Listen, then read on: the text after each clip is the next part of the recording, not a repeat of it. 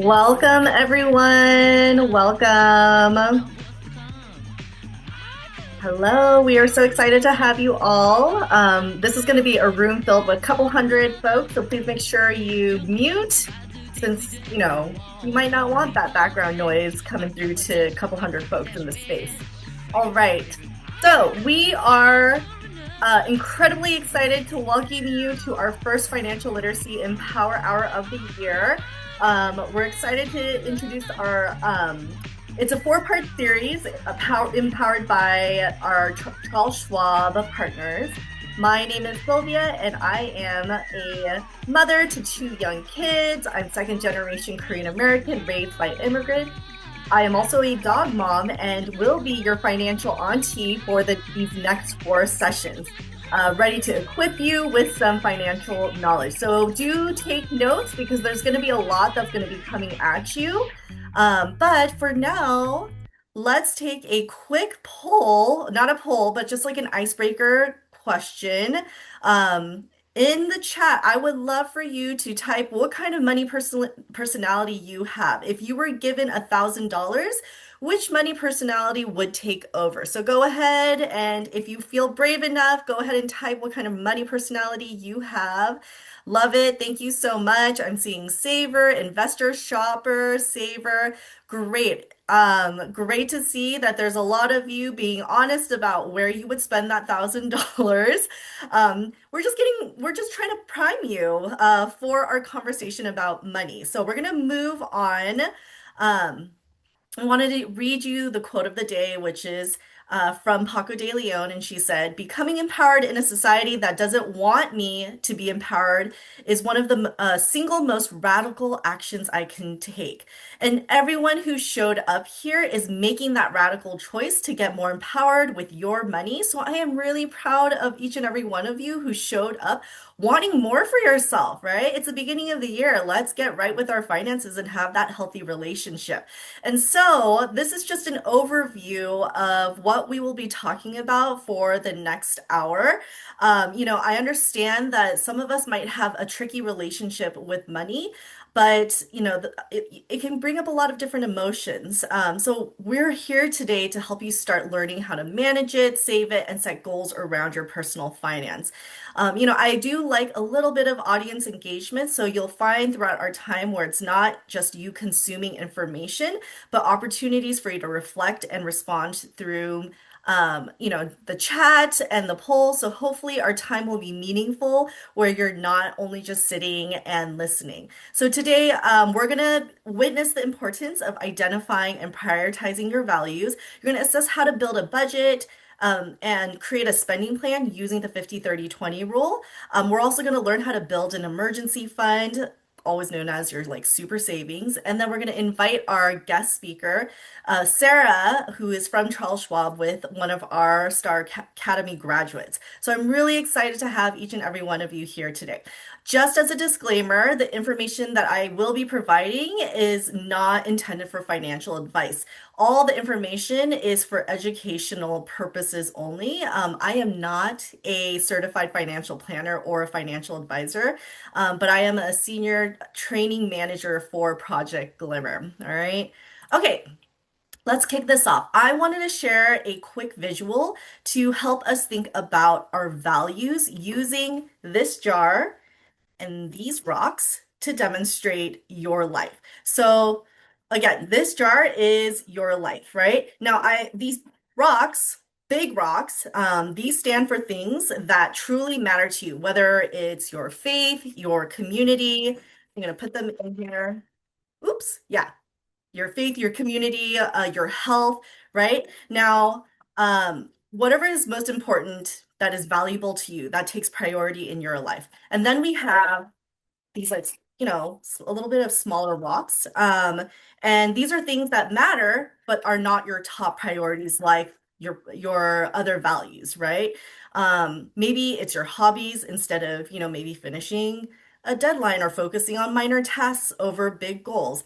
And then if I had sand, which I don't, so just pretend with me, it's going to represent all the small time filling things that don't really move us forward.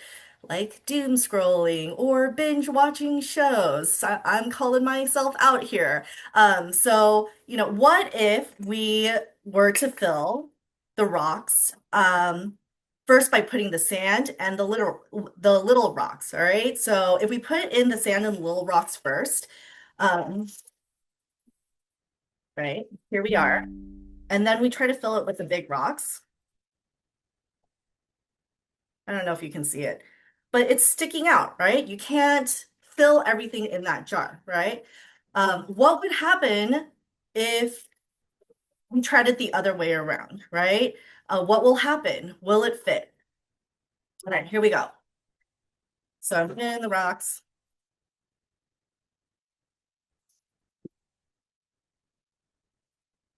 So we have it here, right?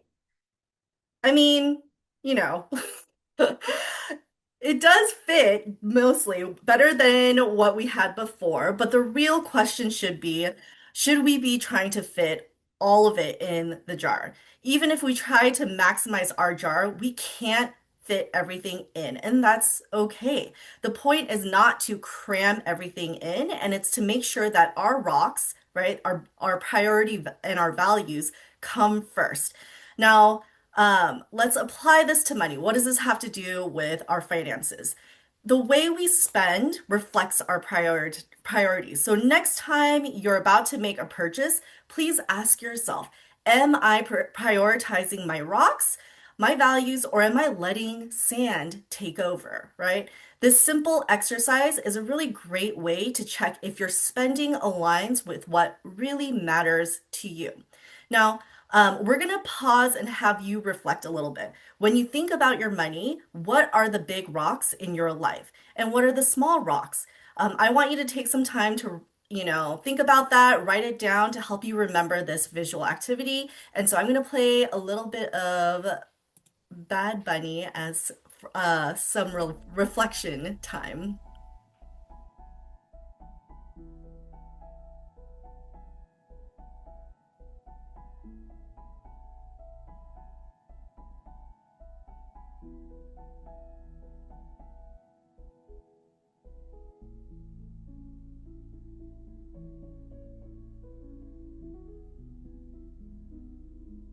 Okay, y'all, I need someone to not make notes on our slideshow. I'm like, how do I get rid of this?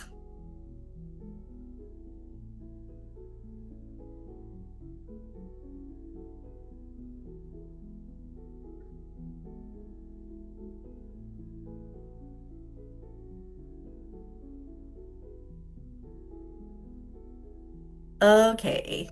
I wonder if there's a way for us to not let people mark the screen.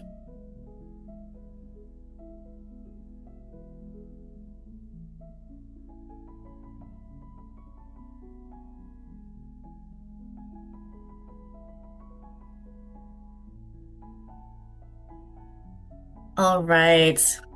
So hopefully you were able to at least write down the question so that you have time to reflect on your own. But I just wanted to give us that time to really think about it because we don't think about our values and how they line up with our spending habits because that really does drive how we choose to live out our lives. All right. All right. So I wanted to read this quote. By again Paco de Leon, and she says, consistency creates momentum, and over time, the results compound. It can make up for a lack of skill, and processes that become habitual change how you identify. Now, focusing on our big rocks comes through consistency. You're much more likely to identify as a saver if you consistently save, even if you only save a little bit. Now, consistency is a powerful force, but also super, super underrated. And for example, think about your health, right? Like brushing and flossing daily keeps your teeth healthy. But if you skip it over for years, brushing nonstop the day before you actually have to go to the dentist isn't going to fix the damage, right? Consistency matters more than that last minute effort. And so consistent behavior impacts our financial lives. Consistently under earning can result in debt, while consistently investing in the stock market is a reliable way to grow your money over time. It's boring, but it's often separates good from great. So I want to encourage you to schedule weekly finance time to get right with your finances, to be aware where your finances are every week. I want you to show up for yourself because you will see that difference when you choose to build a relationship with your money weekly. All right. So let's talk about setting up some money goals. But before that, let's communally and respond to the next couple of slides to gauge where each of us might stand with our finances. And so you're either going to digitally raise up your thumb up or thumb down for the next couple of slides to see kind of where you identify. If you're in a group setting, feel free to engage and see communally how you respond. This isn't to shame us, but be like, oh, this is something that I need to think about. All right. There's no wrong answers. This is just an opportunity to assess what you think about money and identify areas where you might need more information. All right. So here we go. Okay. I've been to a bank and have opened a checking or savings account. Thumbs up.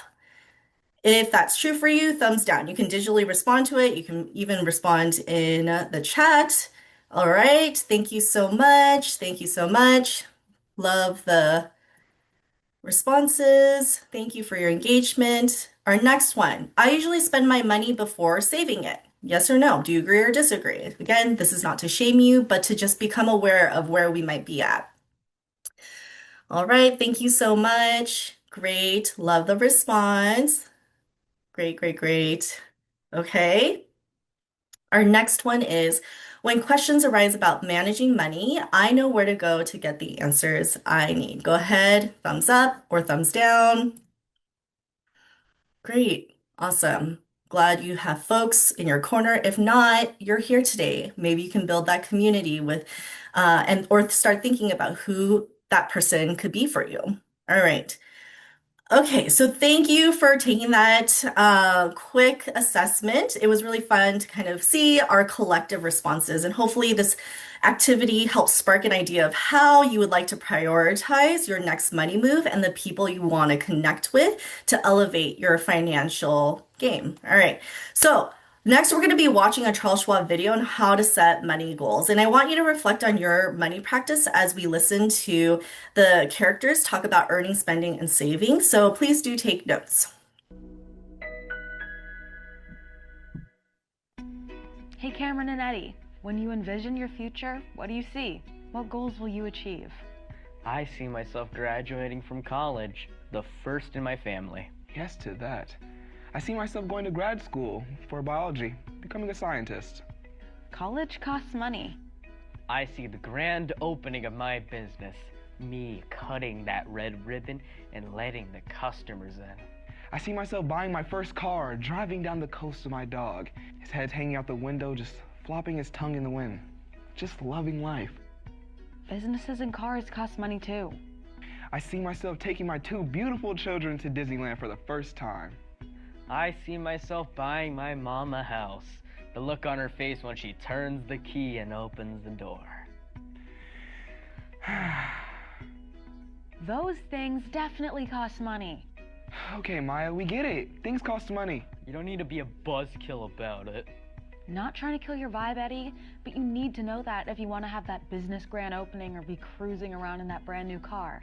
You're going to need a healthy relationship with money. In fact, your relationship with money is one of the most important you'll ever have in life. More than my relationship with my dog? Don't know if it's going to beat out Spot, but it's seriously important.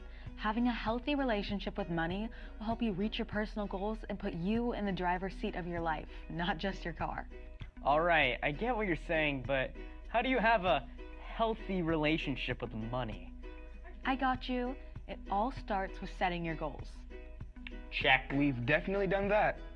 Yes, going to college, starting a business, buying a car or a house, and having a family are all great examples of personal goals. But now let's talk about how to get there. Once you've set some personal goals, next you need to make a plan, specifically a financial plan, and something called a budget helps you stay on that plan. A budget is a tool to help you plan and track how much you earn, save, and spend. It's broken down into things you want and things you need to save for. When thinking about budgeting for a goal, you should backwards plan. For example, Cameron, If you know you want to buy your first car, you'll need to budget for it, starting with some research. Do you know at what age you want to buy it or what kind of car you want? I think I'll need a car when I'm 22 or so, like right after college. Definitely want something good for the environment. An electric vehicle would be sweet. Okay, so you have about 5 years to save. Next, you'll need to research the cost. If you don't have enough money saved to buy the car with your savings, you'll have to get a loan and you'll need to put money down up front. The more you have saved up, the less you'll need to borrow.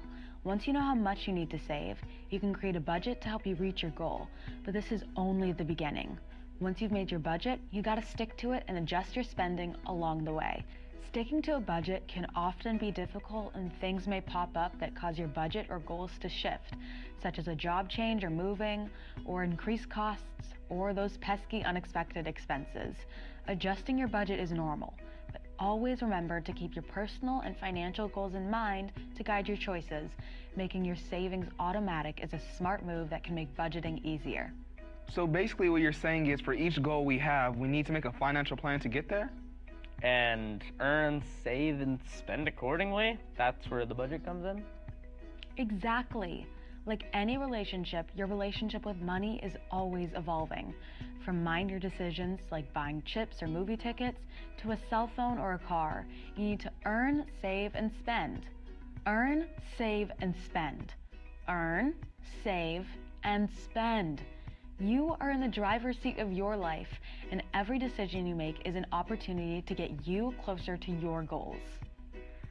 Oh man, it's like a lifelong road trip with twists and turns and stops along the way. Guess we better buckle up. All right. That was kind of an abrupt ending, but it was done. I promise that. Okay, so I want us to explore one of the most important tools on managing your money, which is a budget, or what I like to say, a spending plan, right? Think of a budget as a roadmap for your finances. It helps you plan and control your spending, making sure that you have enough for the things that you need while also saving for your goals. And so first I want us to break down what a budget is. A budget is simply a plan for how you're going to allocate your money. And it involves tracking your income, which is the money you earn, and your expenses, which are the things that you spend money on. And so by creating the spending plan or your budget, you're essentially telling your money where to go instead of wondering where the heck it went. And so the first step you got to do is calculate how much you get all in a month, let's say, right? I understand that many of us are youth, and so you might not have consistent spending. So just being able to track how much you get a week or a month is just a really great starting place, right? This includes allowances, earnings from jobs, gifts, or any other source of income. And then you're going to want to add these up to get your total monthly or weekly costs or income, not costs, right? And then the second one is tracking your expenses, which is so important, right? You'll need to do this because your expenses, the money that you spend, calibrates you to know what money moves you need to make in your present life and future, like calculating your emergency fund and even retirement, folks. You have to keep this in mind because I'm going to be stacking information for each session.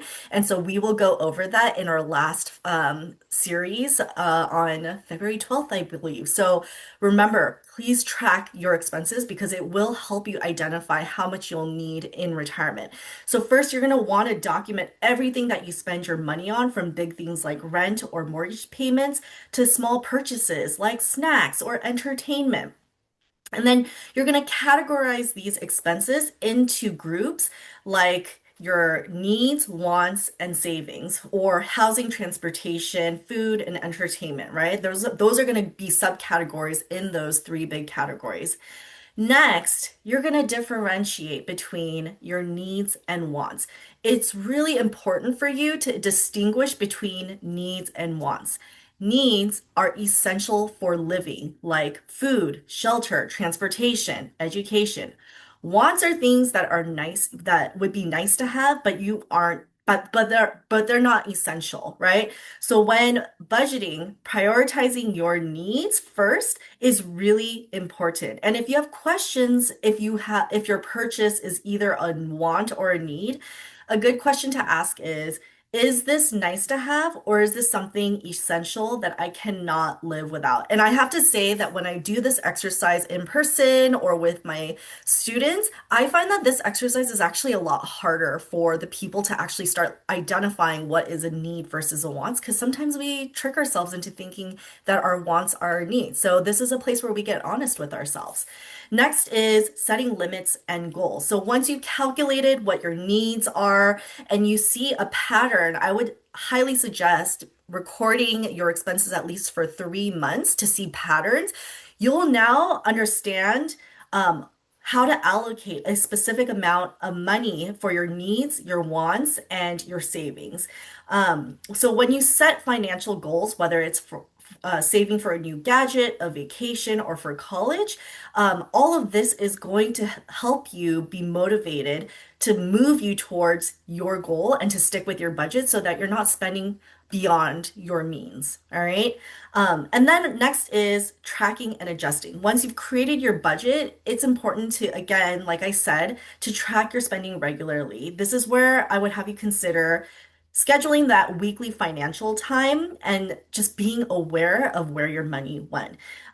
It can also look like using a budgeting app, a spreadsheet, or even a notebook to record where you spent your money.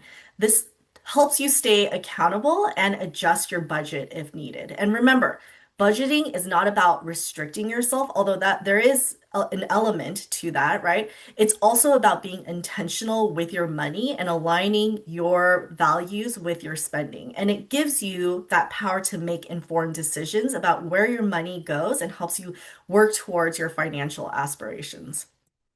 All right. Okay, we're about to also educate you on the practice of 50/30/20 rule. This is not the only way to budget, but this is helpful way to understand guidelines to have more of a structured approach to manage your finances effectively. Again, just one way to budget that has worked for some folks who have consistent income coming in. So if this doesn't serve you, I don't want you to think that you're a failure. There are other budgeting practices that might be better for you, but we wanted to first lay this foundation for you to learn about.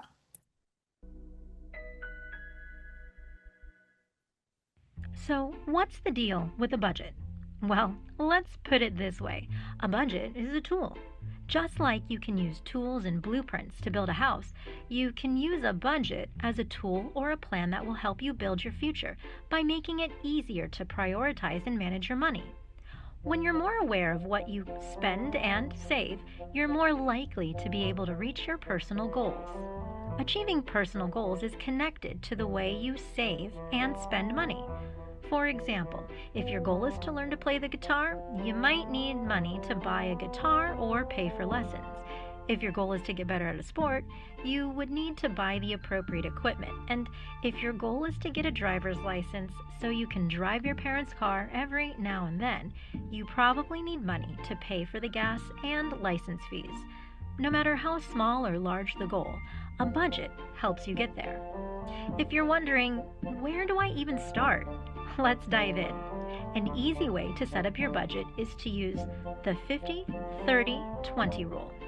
The 50 in this rule means that you should spend 50% of your money on needs. Needs are just that, things that are essential for survival and safety. This includes food, water, and housing, but could also be services that are important to everyday life, such as transportation, internet, and health insurance.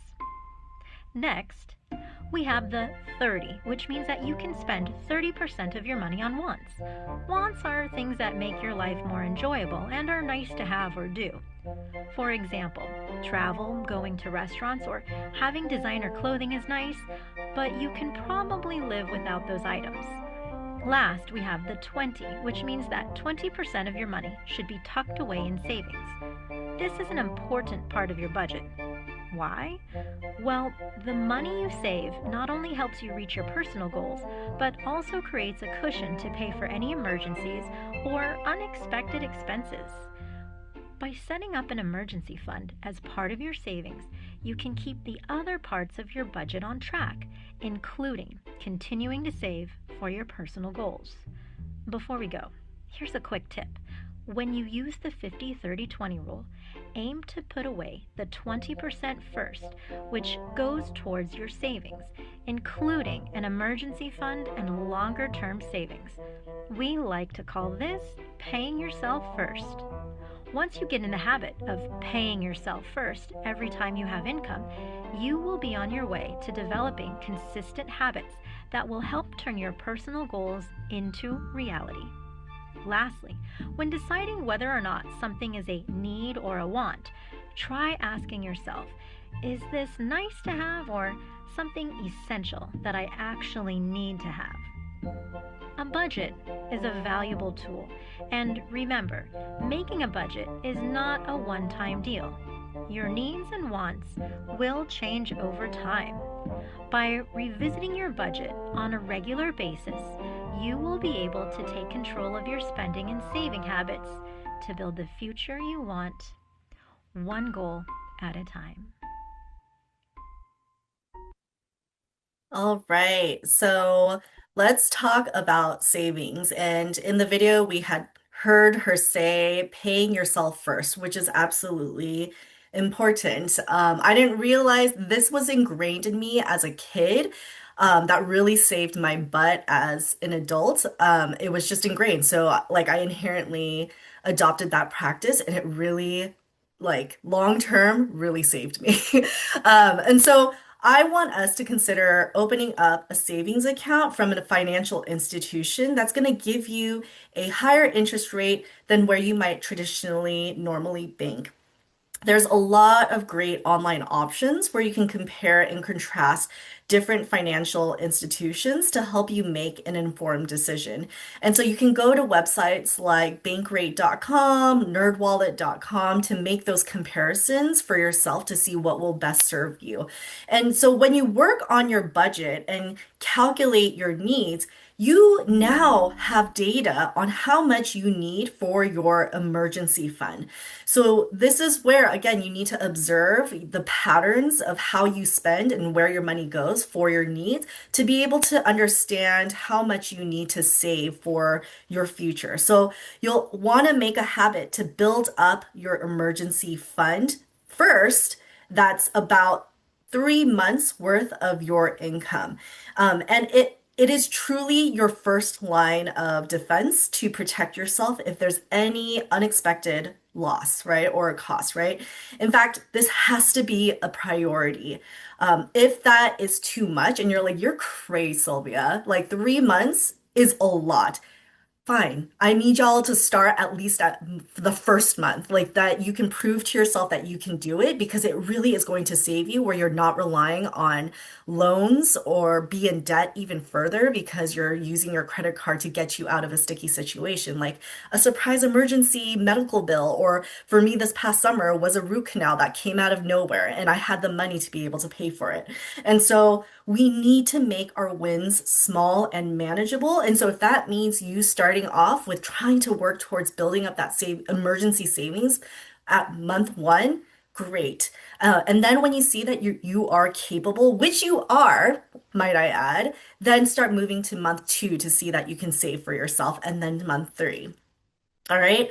But one thing I need you to hear is that starting anywhere is better than nothing. I don't want it to be overwhelming. So just start anywhere and start building up that muscle to save. All right. When you go and compare and contrast the different financial institutions of where you want to open up maybe a high yield savings account, I want you to read the fine print of how many times you can withdraw from your savings account because there is a limit in how much you can actually take out. Also, don't withdraw that money. Like, don't even think about like even withdrawing, especially that first month, because that money needs to mature for you to be able to benefit from the interest rate. Okay. All right, so let's talk about strategies to save for your emergency fund. So some of these are no-brainers and obvious, but I wanted to make the implicit explicit to get our wheels turning a bit. So of course, earning more money. Pick up extra hours if you can, or find a part-time job and commit to saving at least 20% for every income that comes in. I don't care how small it is, right? If your Nana gives you $10, take out that $2 for your emergency fund. You're paying your self first, right? Your future self will thank you for building those saving habits, right? Consistency is key to making life-changing results. It is boring and kind of a party killer, but it is absolutely necessary, right? Next is windfall expenses, which is basically any unexpected money. That includes inheritances, bonuses, monetary gifts. For some reason, I find money on the ground. Like I found money while I was biking in San Francisco in the middle of the street, and I was like, "Whoa, this is awesome!" There was nobody around me. I would have asked, but they weren't there. So that's a windfall expense. Um, but any windfall income can be put in your emergency fund. Find things you can do without and sacrifice your wants just for a season, just for a couple of months, right? So sacrificing certain wants is only for a season until you can pick up your revenue to cover those costs, all right? So spend less money, right? Next is sell items that you don't need. There's lots of great online and in-store consignment stores. So those are really great places that you can also earn money. And finally, if you work for an employer that can do direct deposits, automate your savings. Automating is always the key to protecting yourself from yourself. So, automatically transferring a portion of your income before you have a chance to spend it is a kind of a game changer. So, this is for those who might have a checking or a savings account. Once you get that job that pays you consistently, you definitely want to set this up. Okay, all right. Um, that was a lot. I want to honor all of this information dump that I just put on you.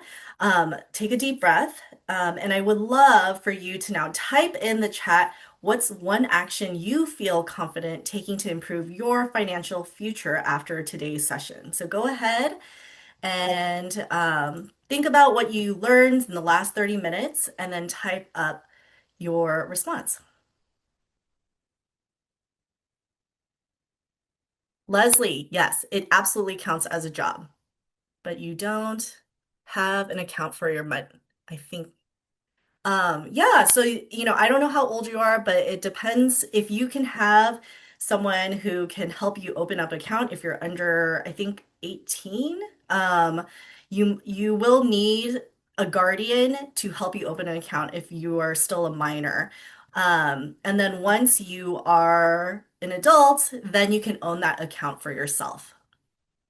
All right. Okay, well, thank you for allowing me to help you in our first session. Thank you for writing your reflections on how you would like to improve your financial future. I am rooting for you. I'm going to now invite our guest speaker and our Star Academy graduate, Donna, to introduce our guest speaker for today. Hi, everybody. My name is Donna. I've been a long-term member of Project Glimmer. Today, I have the honor to interview a very influential woman. This is Sarah Polotowski Hefner, and she is the Director of Sales Operations at Charles Schwab. Sarah Hefner is a St. Louis native who proudly still calls Missouri her home. She works at Charles Schwab, where she supports sales teams dedicated to helping clients reach their financial goals, whether they're investing for the first time, trading with confidence, or connecting in person or virtually. Sarah is passionate about meeting people where they are and making help financial guidance more accessible and empowering.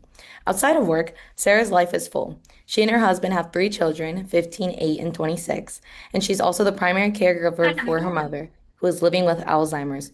On the rare occasions she finds a quiet moment, she enjoys working on puzzles, chasing family Pac-Man high score, and bargaining hunting at TJ Maxx, Marshalls, and Home Goods. At the heart of everything Sarah does is a commitment to staying humble, supporting others, and showing up for herself and others. Well, thank you so much for being with us, Sarah. It's really a pleasure. Hi, Donna. Thanks for having me. I sadly have to share that my son sent me a picture today with the new Pac-Man high score at the house of 40,000. So I'm not sure I'm going to be able to beat that one, but we'll We keep are trying. rooting for you in beating that. So, our first question today is how might identifying and prioritizing your values help you set money goals? Well, I mean, I think it's really important, right, to be in touch with what's important to you. And we heard some of that talked about today in the videos, right? And it helps us prioritize how we spend our money. The exercise with the big rocks, the small rocks, and the sand, right, really help to illustrate that and making sure we're clear on what's important, what our big rocks are. And, I don't know that I've ever known anybody that has, not wanted more than they had to spend, right? I mean, that's just kind of that's life, right? We generally have things that we want more than we have to spend at that moment. And that's why we have to have goals so that we can work up to those things. Um, I think, one of the comments that was made earlier tonight was like, the budget is important to know, like, where the heck did our money go, right? And so having goals really helps us stay focused on where we want to spend that money. As you mentioned, I have three kids, two of them are in high school. And so I certainly have goals that are about helping them once they graduate, getting settled, if they have post high school plans. But I also, like you said, love to shop at TJ Maxx, and there's some great things there that I like to buy. So my goals really definitely range from needs and wants. And so it's really important that I understand what my values are. And for me, it's really important that I help my kids once they graduate. I was lucky enough that my parents were able to help me. My husband grew up very differently. He grew up with a single mom. He and his brother both dropped out of high school. They never even really, felt like their parents would ever be able to pay for college, right? And I want to make sure that we can help our kids do that. So that's a very important value for me. And so that helps shape what our savings goals are. I love that you mentioned like just the balance within like your needs and your wants, as well as also the ones that you carry with your children and now having a family, and how those values just really tie into your money goals today. But we know that money isn't really like a linear path. So we were wondering if you could share maybe a financial mistake that you made and what you've learned from it personally. Yeah, I would say mistake, bad habit too, maybe is another way I would refer to it. So one of the things that I've noticed years ago was like if I had weeks that were just tighter in my checking account, I didn't have as much breathing room, right? Maybe I was like waiting, I was going to be getting paid at the end of that week. So things were dwindling down, my balance was dwindling down. I realized that like I subconsciously knew things were getting tighter in the account, but I actually, instead of like leaning in and paying more attention, I would kind of ignore it. Like I didn't want to open my account up. I didn't want to look at it online, right? And that's when you really have to be paying more attention when things are running low and your balance is getting low because you might have a transaction came through that you forgot about. And because the margin was already really thin, that can create a snowball effect if you overdraw or you get fees. So for me, that was a good realization to know that it's really important to pay closer attention, not ignore it when things are getting a little bit harder and tighter. Oh, I completely have to agree there. Just instead of ignoring the banking app, just opening up and realizing kind of like what your habits have been like throughout the week. So I'm really glad that you mentioned that. I know there's a lot of girls on this call who maybe have never really started, or maybe this might be their first time learning about financial basics. So if we're just starting to learn, so basically for a beginner, what would be some habits that we need to practice in order to keep our budget goals? Yeah, so I mean, I think a lot of what I would provide on this one is just reinforcement of some of the things that the video showed today, right? So it's just so important to have a budget and make sure that you write it down, right? It's really easy to just like estimate in your head, oh, I think I'm going to spend this much on this and that. And so you really have to spend time to think about it. The comment about patterns, the way I look at it is, we often say like history doesn't repeat itself, but it often rhymes. Just look back at what I think we said like 3 months. Look back and see like what have you been spending, and use that as a starting point to build into your budget for those different categories. And then, like we said, that's half the battle is just getting down kind of an understanding of what you have. And then what's the other side is keeping track of your spending. So go back, take a look at what you're spending compared to your budget. And as you go forward, you'll learn things about how you're spending and saving. You can make some adjustments. You might decide that you want to take out some expenses so that you have a little bit more wiggle room in your budget. You might take on a part-time job, or you might do some photography for a friend of yours to try and bring your income up. So you have both sides of that kind of coin to be able to adjust. So I would say, making sure that you're really kind of also building in what I would call a little bit of a cheat every now and then, right? Like make sure that you're putting that money away and that you're saving and that you're filling the needs for your bills and your budget. But also build something in for yourself every once in a while because we're not perfect and we all need, to treat ourselves every once in a while. So be realistic about your budget. I absolutely love that. Just like the adjusting, but also keeping like needs and wants, fluctuating if needed every month, like you mentioned. That leads me to my next question, actually. You mentioned that you love going bargaining shopping at TJ Maxx, Home Goods, Marshalls, as do I, as do many others. So when we identify our wants and needs, how can we overcome like tricking ourselves into thinking, wow, like this is something that I really need when it's really just the 20th planner of 2026? How do we really like identify that? The 20th planner of 2026. I love that. I mean, first off, let's just be honest, right? Let's just face it's a fact of life. Wants are more attractive than needs. I think if I use shopping as the example, right? Like I don't know what it is, but when I wear a new shirt for the first time, I feel so different than I wear it for the second, third, and fourth time. I don't know what it is, right? And so I think just being aware of the fact that usually when we're purchasing wants, they're delivering us like an emotional rush of some sort. And so I don't think we get that as much when we just put money away or when we just pay the electric bill. Right. And so being aware of that and understanding that you have to stay grounded and make conscious buying decisions is more important than that emotional rush.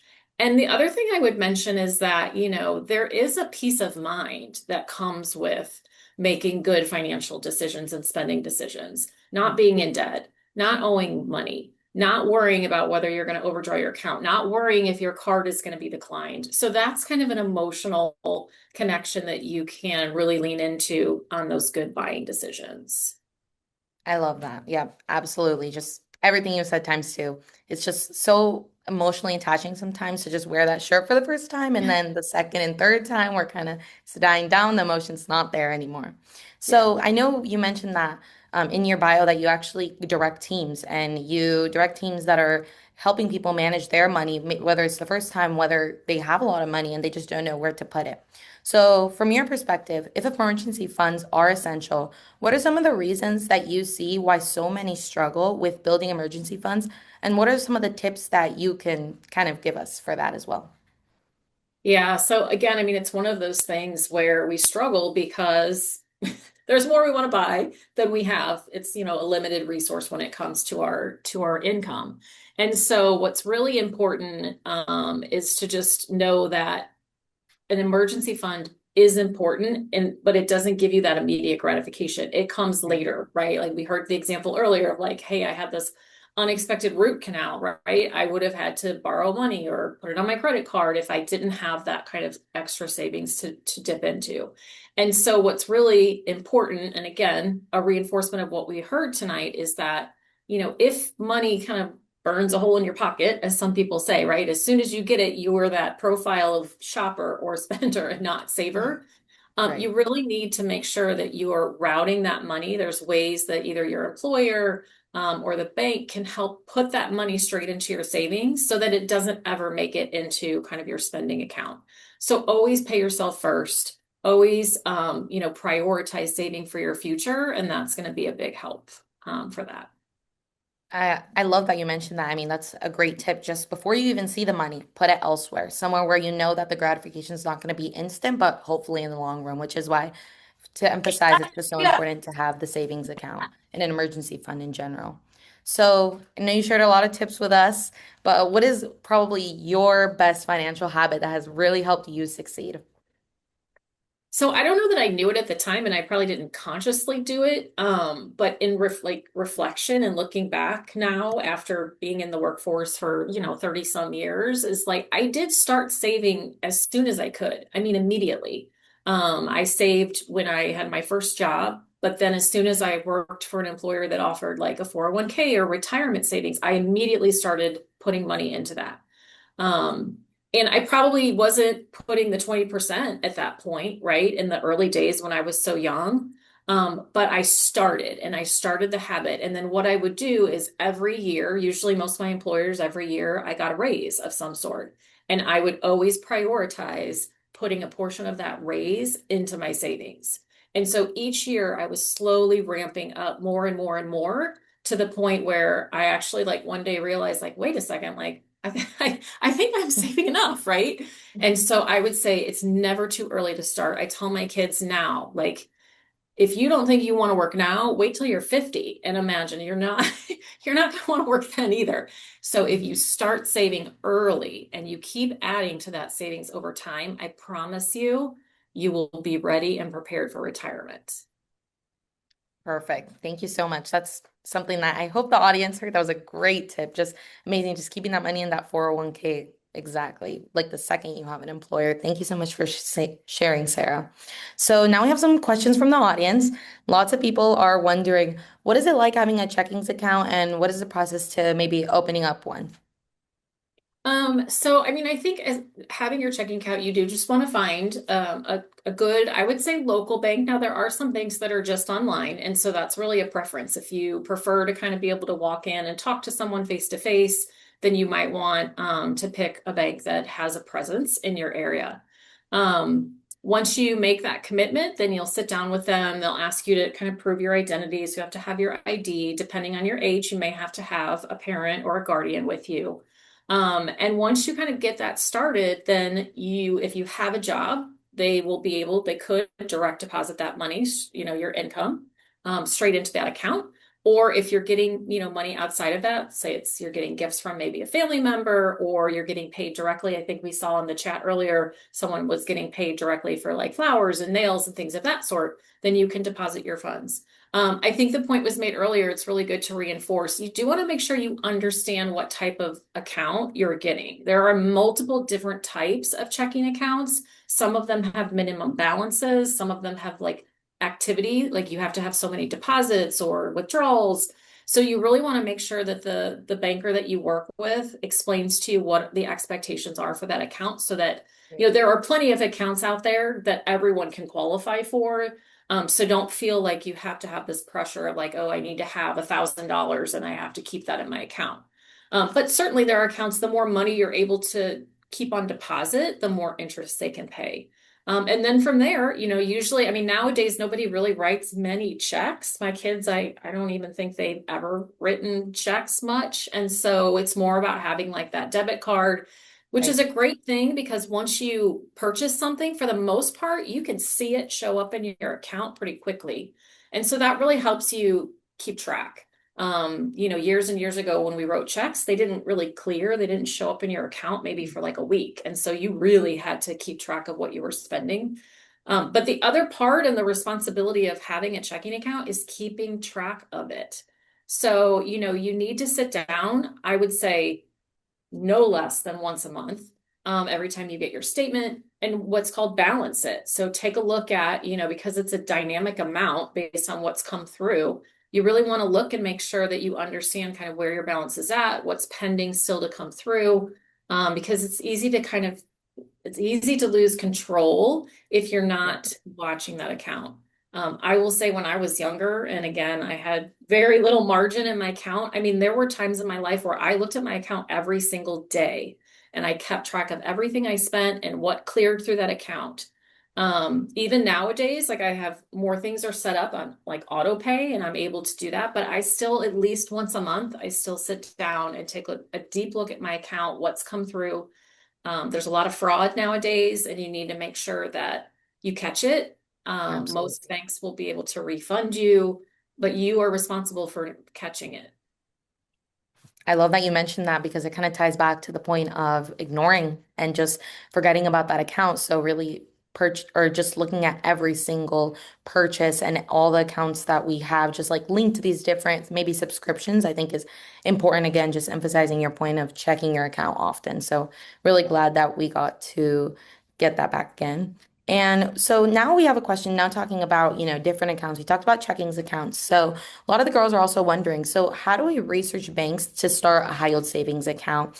And if we do find one, or if we're looking at multiple, what platforms would we use to trust these comparisons? I mean, I think if you're looking for different accounts, I mean, one thing is I would say turn to a trusted friend or, family member, right? Ask them, ask folks that you know, like, what has their experience been? Because one, it's about the safety and soundness of the organization, right? But it's also about what's the experience been? I mean, have they been responsive if I needed something? Were they helpful? Did I get a call back? So I would say the first thing is probably to look to friends and family for a referral of someone that they have worked with that they felt. Beyond that, I mean, I would say as you research, I mean, there's tons and tons of banks, right?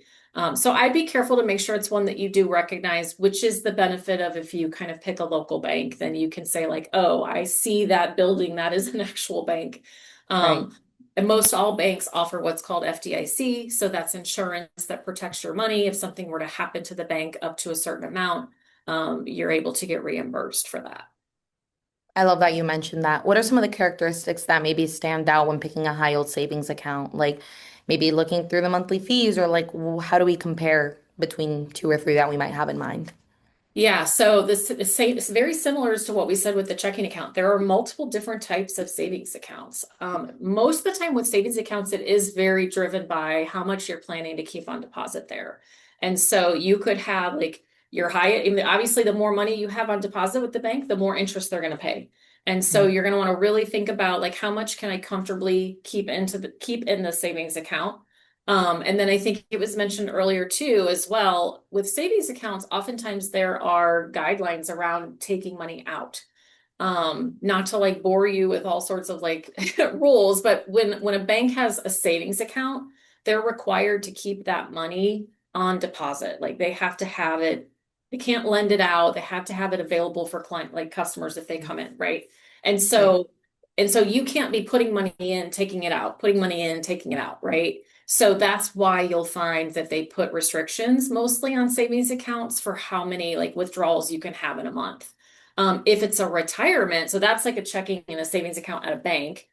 It sounds like at some point you guys will talk about retirement accounts, and there's other things to think about with retirement accounts because that's really money you're supposed to be putting aside for when you retire. And so if you take it out early, there's actually a penalty. There's an extra kind of tax that you have to pay on that if you take it out before retirement age. Got it. Thank you so much. Those are some great tips, just comparison of different accounts and things that maybe we should look out for when we're reading the fine print of the accounts. So now talking about debt. How does it play into the 50/30/20 rule that we kind of just talked about? And, do you have any strengths or sorry, any strategies that you might have when paying off debt, but still wanting to keep that 50/30/20 rule alive? Yeah, I mean, that's a great question. It's a great thing to think about. And so certainly as you know, you have those costs that you have to pay if you have a credit card or you have a car loan, let's say, you always want to be thinking about what's the interest rate that you're paying on those items. And so as you're paying things down, you want to start with that highest interest rate and try and knock that down as quickly as possible. Certainly that's going to play into the money that you're spending and what you're accounting for in your budget.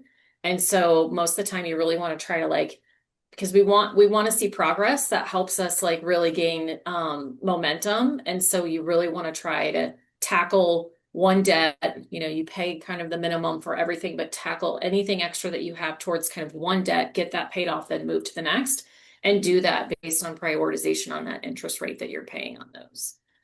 I love that you mentioned that, just always paying whatever has the highest interest rate so we can get that debt over with. And then if we have other ones, just start worrying about those if they have a lower interest rate. At one point, would we have to start considering a 401(k) or even just stock options and investing in the stock market if our employer offers that? Well, you never have to, right? It's a benefit that's provided by many companies. But I would always say, that's usually a great one to take advantage of.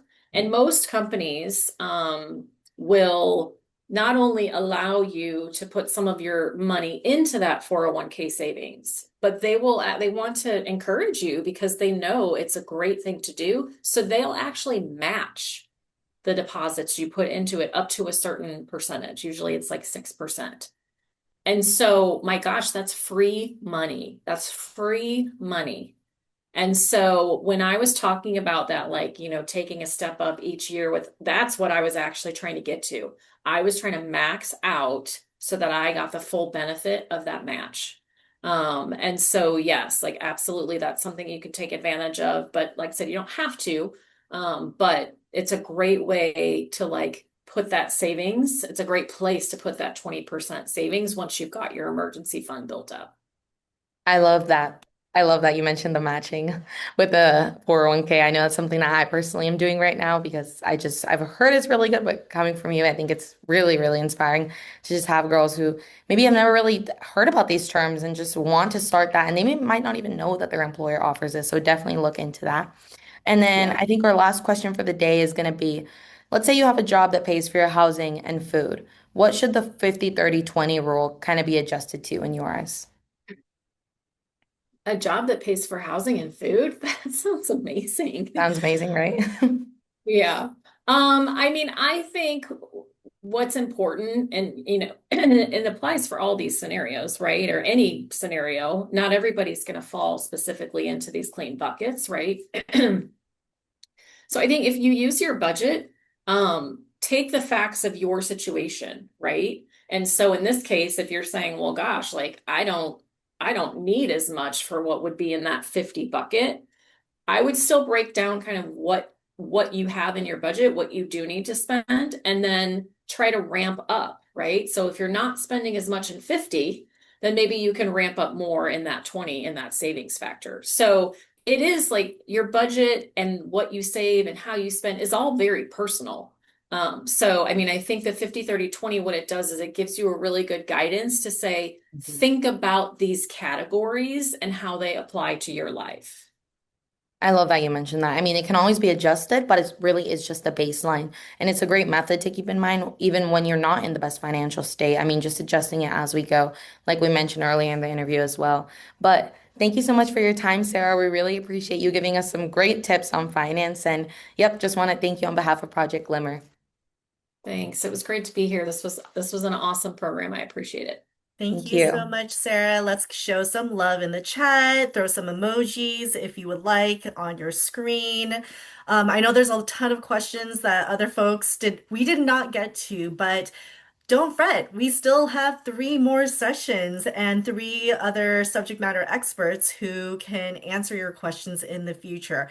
Want to shout out to Donna for being such an excellent facilitator and interviewer. We're so grateful for you. Um, all right, folks. So again, we will be here next week, same time, same place, where we will be talking about more money stuff. So thank you so much. We will see you back here next week. Bye, everyone.